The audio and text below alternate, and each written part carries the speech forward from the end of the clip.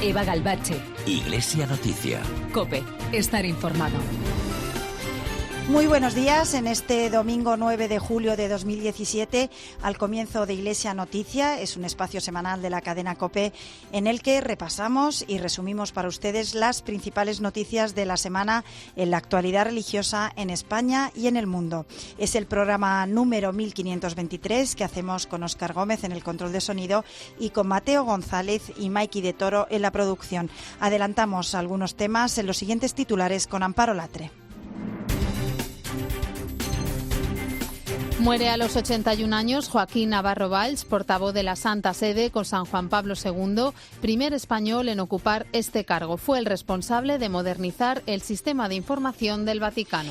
Con el lema Familia y Misión se ha celebrado en Burgos la Semana Española de Misionología. Y en Madrid la Renovación Carismática está celebrando su Asamblea Nacional coincidiendo con el Jubileo de Oro del nacimiento de este movimiento. Los obispos españoles rezan por las víctimas de la última tragedia en el mar de Alborán, con 49 inmigrantes fallecidos. En el último año, Manos Unidas destinó casi 40 millones de euros a la lucha contra el hambre en África, América y Asia. El viernes pasado comenzó el Año Santo Sanferminero para conmemorar el 300 aniversario de la consagración de la capilla de San Fermín en la iglesia de San Lorenzo de Pamplona. Durante este mes de julio, el Papa Francisco invita a los cristianos a rezar por los alejados de la fe, un mes en el que rebaja su agenda pública con la suspensión de la audiencia general de los miércoles y la misa en Santa Marta. Iglesia Noticia. COPE. Estar informado. Pues comenzamos el recorrido por la actualidad en nuestro país, en Burgos, donde esta semana hemos escuchado afirmaciones como esta. La familia es la célula sacramental que nos permite participar en la vida y misión de la Iglesia. Son palabras de Francisco Pérez, arzobispo de Pamplona y obispo de Tudela y presidente de la Comisión Episcopal de Misiones, pronunciadas durante su participación en la edición número 70 de la Semana Española de Misionología en Burgos. En esta ocasión, dedicada especialmente a las familias, con el tema Familia y Misión. Han participado ponentes de 6 universidades españolas y familias misioneras que han estado en América, África y Asia. Sergio Corral, COPE Burgos. Una iglesia, decía en la inauguración el arzobispo de Burgos, Fidel Herráez, que necesita a la familia. Estructurada en 4 ponencias y 3 mesas redondas, facilitando así el intercambio de experiencias, familias misioneras y laicas han explicado sus motivaciones y han puesto el foco en una actividad misionera de la iglesia que no debe quedar reducida a una simple cuestión económica. Anastasio Gil es el director de las Obras Misionales Pontificias. La actividad misionera de la iglesia, que no se convierta, se reduzca en una simple cuestión económica, sino que va mucho más. Dibujar en el horizonte cómo esta dimensión misionera de la fe de los cristianos tiene que hacerse presente en el quehacer ordinario de la pastoral, de las parroquias, de los colegios, de las comunidades cristianas, incluso de la misma sociedad. El obispo de Bilbao, Monseñor Iceta, y Francisco Pérez González, arzobispo de Pamplona y presidente de la Confederación Episcopal de Misiones, se han sumado este año a una edición que ha vuelto a superar el centenar de participantes y cuyas actas serán difundidas a nivel internacional. Cada primer fin de semana de julio, la Renovación Carismática organiza en Madrid uno de los mayores encuentros de oración abierto a todo el mundo al que acuden más de 3.000 personas. Es la edición número 39 y se trata de un encuentro festivo de oración con música, predicaciones y experiencias intensas de fe.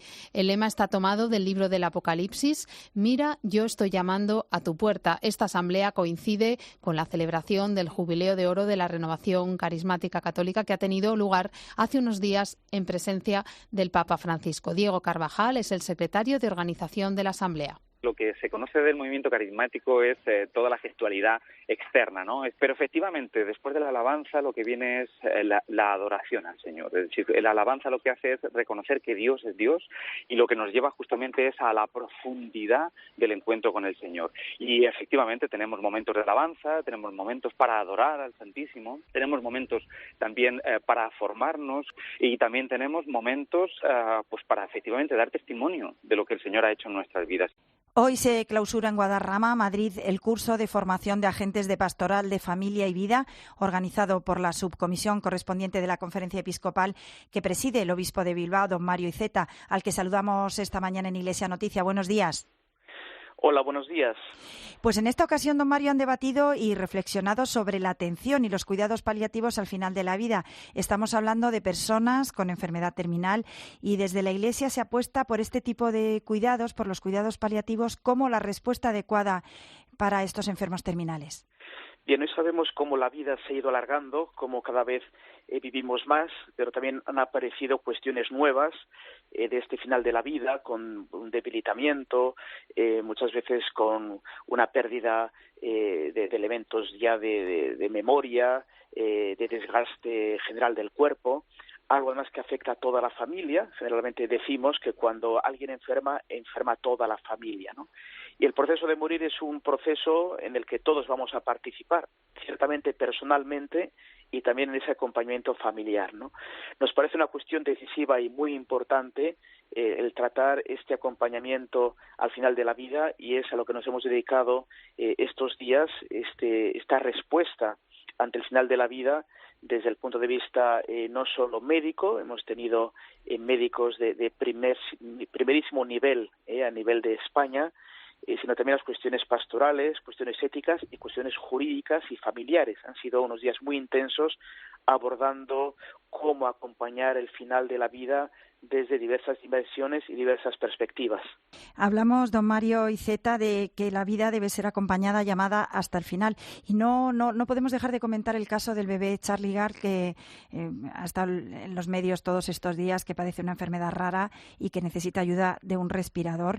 Y los tribunales habían decidido desconectarle contra el deseo de los padres de intentar un nuevo tratamiento y de mantenerle con el soporte vital, ¿no?, con hidratación y respiración, de la que usted hablaba ahora. En la polémica han intervenido también la Academia Pontificia de la Vida, el propio Papa Francisco. ¿Qué análisis hacemos en estos momentos que tantas veces se esgrime como argumento en cuestiones bioéticas, pues la mera voluntad de los sujetos en cuestión, pues nieguen a estos padres la apuesta por el derecho a la vida de su hijo? Exactamente, como le decía, hoy en día en la medicina está bien dilucidado cuáles son las indicaciones para este tipo de procedimientos, cuáles son las indicaciones para la respiración asistida, cuáles son las indicaciones para la hidronutrición de estos pacientes, ¿no? Es algo que la Iglesia hace mucho tiempo viene tratando. Ya Pío XII, en sus mensajes radiofónicos, ya empezó a dilucidar casos concretos de sedación, de alivio del dolor, de acompañamiento de pacientes en situación terminal, ¿no? En el caso de este niño yo desconozco cuáles son los elementos concretos, ¿no?, del caso. Sé que es una enfermedad de estas muy raras, de agotamiento mitocondrial, ¿no? Pero existen indicaciones desde el punto de vista médico y ético de cómo acompañar a estos pacientes, y ciertamente la voluntad de los padres de querer acompañar a este niño y indicar, según sus convicciones, cuál debe ser ese procedimiento a acompañar, pienso que es una razón muy de peso y muy importante que debe ser sopesada. Y siempre, como digo, nuestra tarea no es poner fin a la vida de las personas, sino acompañarlas en un proceso natural de evolución de la enfermedad, en la medida que podamos aliviar sus sufrimientos y mejorar su modo de estar y mejorar las condiciones en este momento, ¿no? He escuchado estas intervenciones de la Academia de la Vida, también esta intervención del Papa Francisco, así como la de los padres. Bueno, pienso que son elementos que debían ser atendidos para acompañar adecuadamente a este niño. Pues muchísimas gracias, don Mario Iceta. Le dejamos ya, que va a clausurar en unas horas el curso de formación de agentes de Pastoral de Familia y Vida. Decimos adiós en Iglesia Noticia al obispo de Bilbao y presidente de la Subcomisión para la Familia y Defensa de la Vida de la Conferencia Episcopal. Gracias por estar con nosotros. Pues muchas gracias y feliz domingo. Gracias. Seguimos en Iglesia Noticia. El viernes pasado, 7 de julio, comenzó el Año Santo Sanferminero para conmemorar el 300 aniversario de la consagración de la Capilla de San Fermín en la Iglesia de San Lorenzo de Pamplona. Maite Moro, COPE Pamplona. Miles de pamploneses salieron el pasado viernes 7 de julio a la calle para acompañar a San Fermín en el día grande de las fiestas de Pamplona. La multitudinaria procesión realizó su tradicional recorrido por las calles del casco antiguo. A lo largo de la marcha se vivieron momentos de especial emoción, como el de la interpretación de la Aurora a San Fermín a cargo de la Tuna Cuarentuna.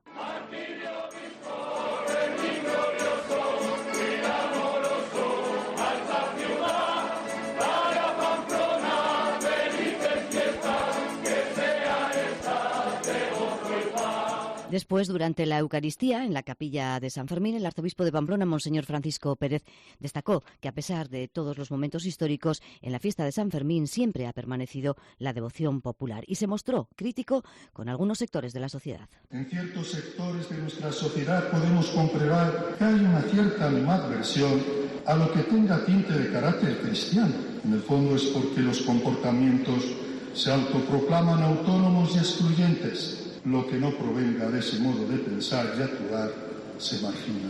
¿Resultamos molestos a los que piensan que la religión y por lo tanto Dios ha pasado de moda?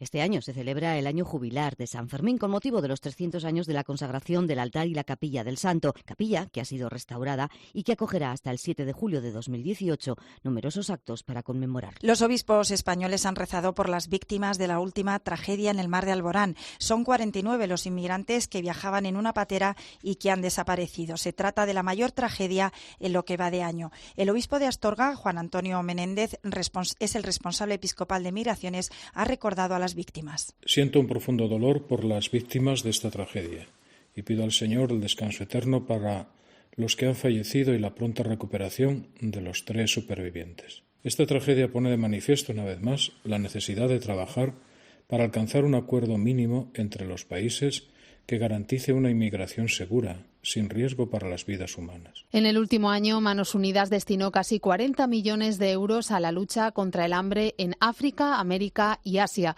Con 604 nuevos proyectos que se desarrollan fundamentalmente en el mundo rural, Manos Unidas favorece que la población pueda permanecer en su entorno a la vez que se promueve el desarrollo sostenible y el respeto a las culturas y los medios de vida locales. Son datos que se desprenden de su memoria de actividades, un trabajo que la ONG ha presentado esta semana. Clara Pardo es presidenta de Manos Unidas. Pues mira, este año pasado hemos terminado con una recaudación de 47,6 millones de euros, que es un 5% más que el año anterior, lo que significa representa una vez más la enorme generosidad de nuestros donantes, de los donantes españoles, y también que representan un 87% de nuestra recaudación, los fondos privados. La financiación pública es aproximadamente un 13%.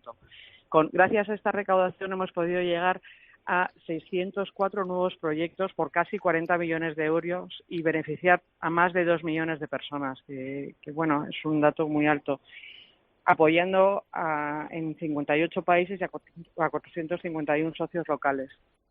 En la Universidad Pontificia de Salamanca se ha celebrado un curso sobre producción de contenidos digitales, donde se explica a los sacerdotes los nuevos métodos de evangelización. Maiki de Toro. Trata sobre todo la producción de contenidos digitales. En el curso se busca que los sacerdotes se acerquen más al mundo de las redes sociales como medio de evangelización. Al inicio del acto intervino Monseñor José Ignacio Munilla, que defiende su uso y sobre todo sencillez y claridad en las redes sociales. Creo que las redes sociales pues permiten crear un multimedia, es decir, una capacidad de que nos expresemos pues a quienes no están en nuestros entornos habituales de una manera mucho más sintética, breve. El curso ha tratado temas como los defectos de las páginas web de parroquias, entidades o instituciones de la Iglesia y ha explicado funciones del móvil, aplicaciones, creación de perfiles en Internet, gestión de blogs o introducción al diseño gráfico. Nos vamos hasta Barcelona porque la CUP ha propuesto expropiar la Catedral de Barcelona. Piden que el templo se transforme en un economato o una escuela de música. Nos lo cuenta desde COPE Barcelona, Yolanda Canales. El decano de la Catedral de Barcelona, Josep Ramon Pérez, ha dicho sentirse extrañado por la propuesta de la CUP para que se expropie el templo. Una petición, ha dicho a COPE, que denota un gran desconocimiento porque la Catedral de Barcelona es precisamente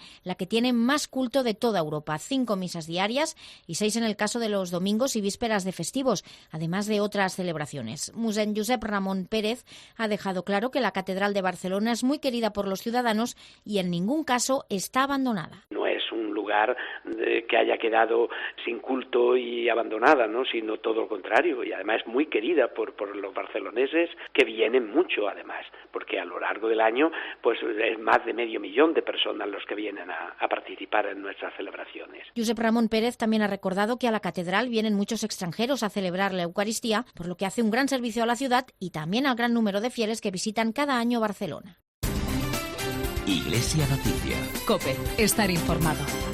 Me dijeron, tienes que invitar a alguien Se me ocurrió el nombre de Luis del Olmo porque nunca hemos tenido... Las ganas que tenía yo, Pepe Domingo, de... Buenas tardes. Buenas tardes. A mí me hace ilusión estar aquí hablando contigo. Sí, a mí también. Me gustaría levantarme y en silencio darte un abrazo. Bueno, porque... Así con una... Los sábados de 6 a 7 de la tarde, Diálogos. Un café sonoro en medio de tanto ruido. Yo no sabía que eras marquesa. Debería saber cuántos años Tengo que venir al COPE para... También en cope.es, en redes sociales y en tu móvil. Iglesia Noticia. COPE. Estar informado. Y en Iglesia Noticia vamos con la información internacional.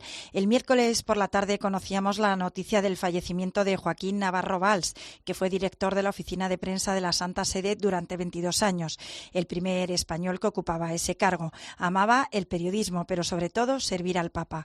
De su relación con San Juan Pablo II, junto al que estuvo 20 años, decía que era más que una amistad. Y para el Papa polaco, Navarro Valls era más que un portavoz. Le confiaba tareas diplomáticas a título de delegado personal, le tenía como consejero y también como amigo. Como decías tú, Eva, a nadie se nos pueden olvidar las lágrimas del cartagenero al comunicar el gravísimo estado del Papa horas antes de su fallecimiento.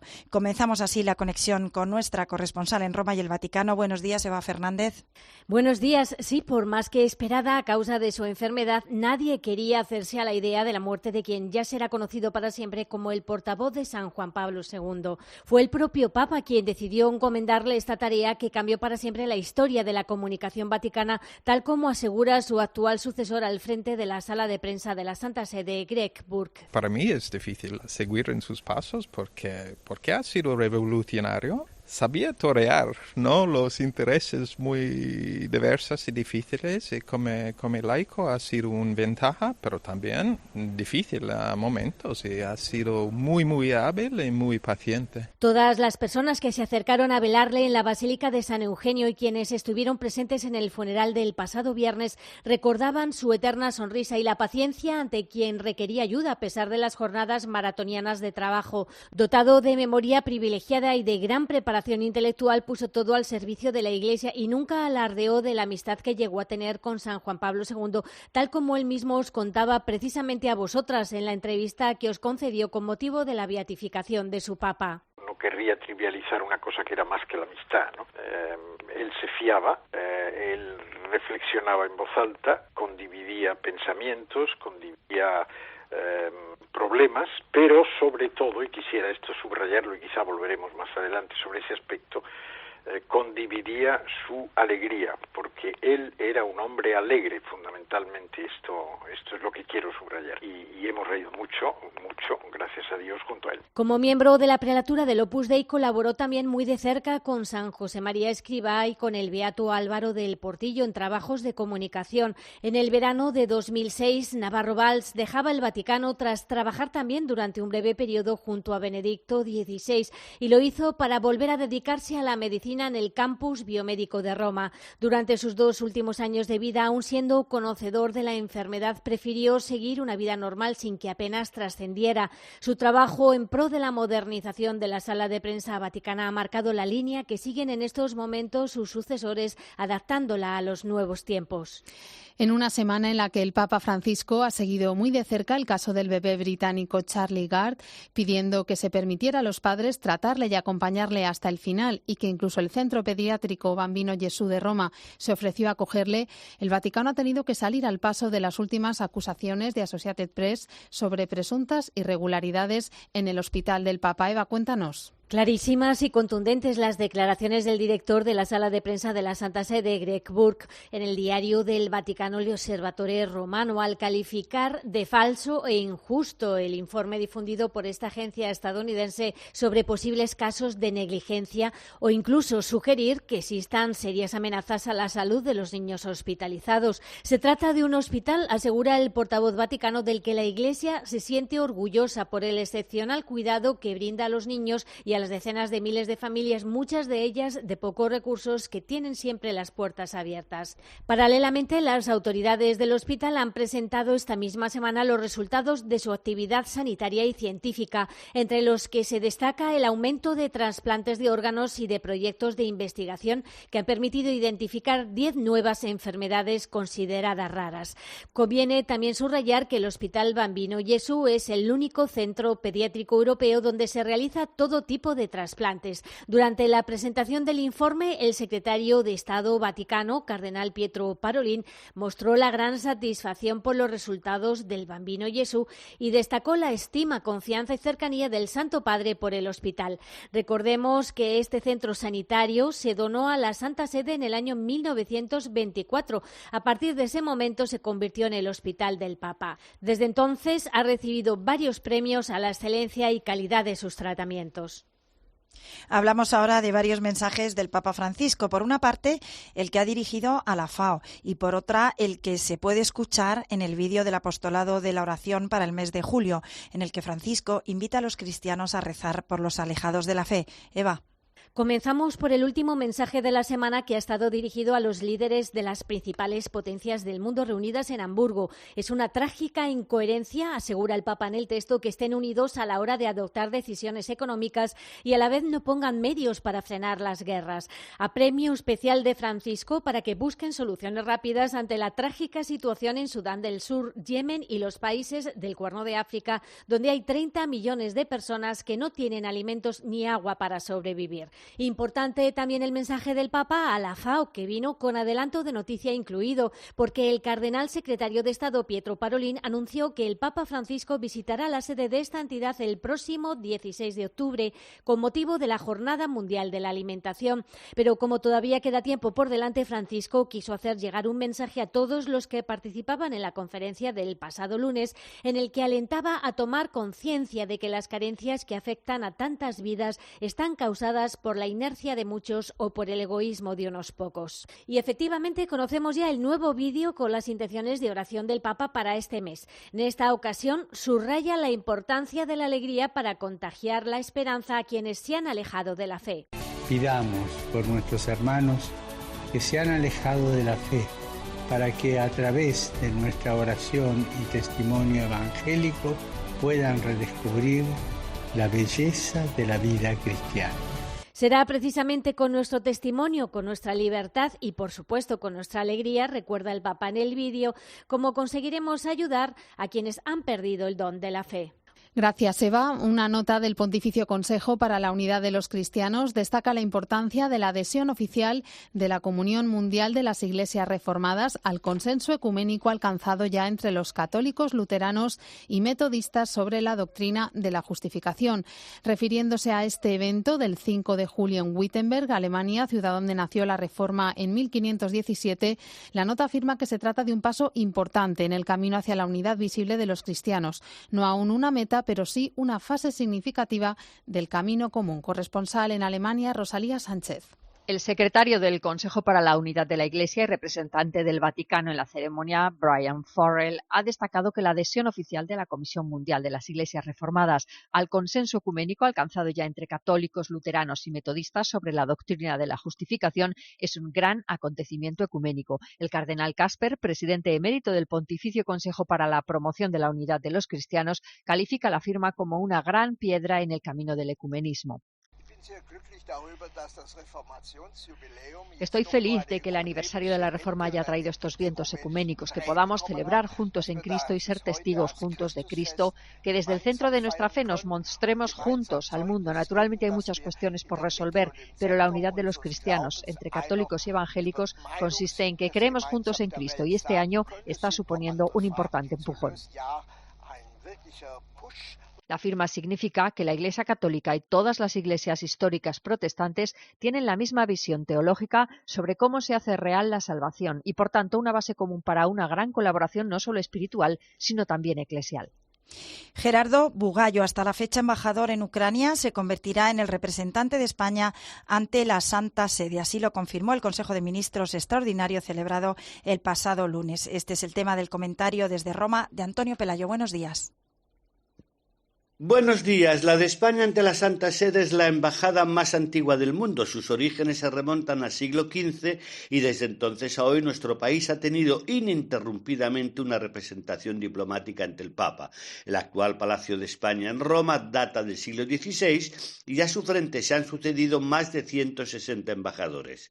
En estos días se está produciendo un cambio de personas, puesto que a don Eduardo Gutiérrez Sáenz de Buruaga le va a suceder don Gerardo Bugallo Otone, que tomará posesión de la embajada a mediados del mes de agosto. 5 años corridos ha permanecido en Roma el embajador Gutiérrez Sáenz de Buruaga, años importantes para la Iglesia y para España. Benedicto XVI renunció a su cargo y para sucederle fue elegido Francisco, el primer papa jesuita y latinoamericano de la historia. En nuestro país, el rey Juan Carlos abdicó en su hijo Felipe y el nuevo rey realizó su primer viaje al extranjero para visitar al Papa. Estos importantes acontecimientos tuvieron su repercusión en nuestra embajada, que además ha celebrado 4 consistorios, en cada uno de los cuales han sido nombrados cardenales españoles. El próximo embajador asume el relevo cuando las relaciones entre España y la Santa Sede son fluidas y cordiales, lo cual no quiere decir que no hayan surgido, y sin duda surgirán, problemas.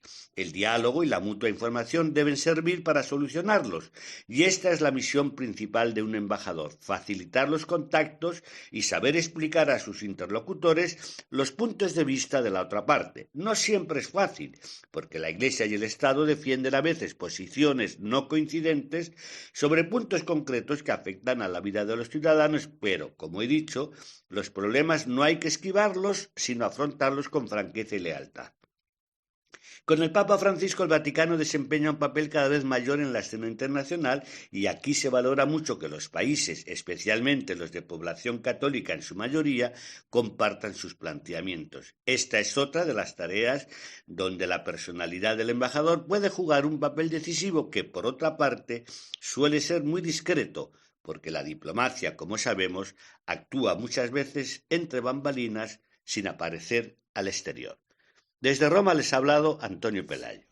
Nos vamos ahora a Estados Unidos porque se ha celebrado en Orlando un congreso sobre el Papa Francisco, una iniciativa pionera que ha reunido a obispos, sacerdotes, religiosos y laicos con el lema «La alegría del Evangelio en América». Se ha analizado el efecto Francisco en un país en el que 75 millones de norteamericanos se identifican como católicos. Corresponsal en Washington, Juan Fierro. Unas 3.500 personas, entre obispos, sacerdotes, religiosos y laicos de los Estados Unidos, se han reunido en la ciudad de Orlando, en Florida, en la primera convocatoria de líderes católicos, un foro con el objetivo de determinar en qué medida y cómo se está recibiendo el mensaje del Papa Francisco en los Estados Unidos. En el marco de este encuentro, el presidente de la Conferencia Episcopal estadounidense, el cardenal Daniel DiNardo, afirmaba que la exhortación apostólica Evangelii Gaudium es la clave para el futuro de los católicos americanos. Esta primera convocatoria de líderes católicos de los Estados Unidos se ha centrado fundamentalmente en los laicos de las diócesis para invitar a nuevas voces y líderes emergentes que han trabajado durante 4 días en 66 comisiones abordando temas como la justicia social, la inmigración, la vitalidad de la parroquia o la formación en la fe.